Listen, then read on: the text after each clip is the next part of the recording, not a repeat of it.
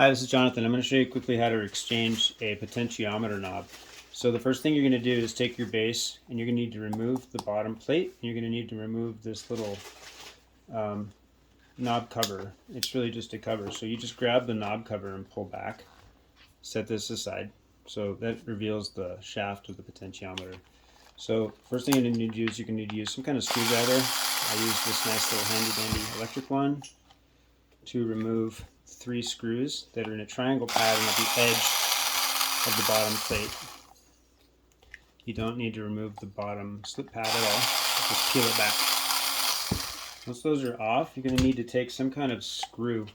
I have a screw with a piece of tape because I do this pretty frequently. You're going to twist it into one of the holes and pull outwards on it.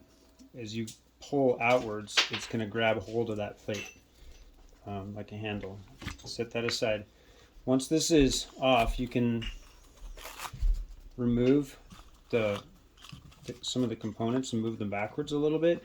The two things while you have this open is you can tighten this knob. That's the power. If you find that that's loose, turn it to the right to tighten it up. It's just a screw. The potentiometer itself is actually super glued in. So what you'll need to do is take a screwdriver, like the butt end of a screwdriver, and just tap couple times to push that potentiometer knob out. Once that potentiometer knob is out, okay, this knob, if it's a bad potentiometer or a bad power control knob, and I've sent you a new one, here's the new one, you can toss that one.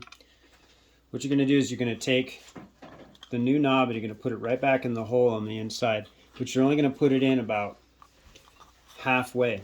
While it's halfway out, you're going to use a hot glue gun.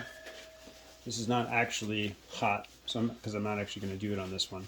You're going to get your hot glue gun hot. You're going to add some hot glue directly on those threads right there. Do it quickly while it's still hot so that it doesn't get plugged up.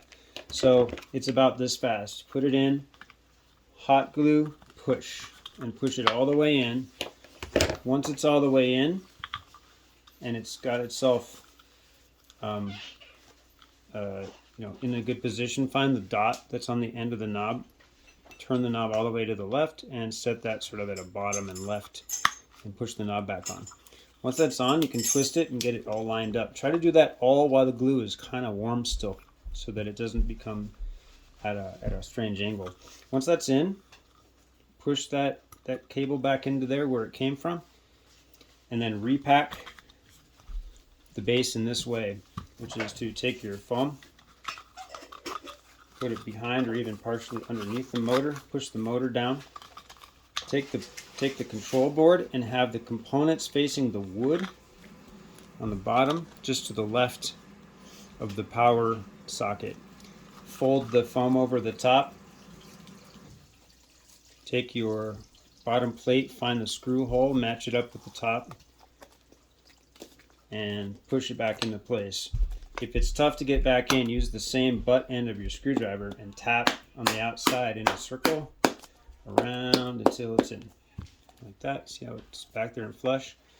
Once that's done, go ahead and plug your unit in and give it a test to make sure that it's working. And if it's working, it should be all good. Thank you.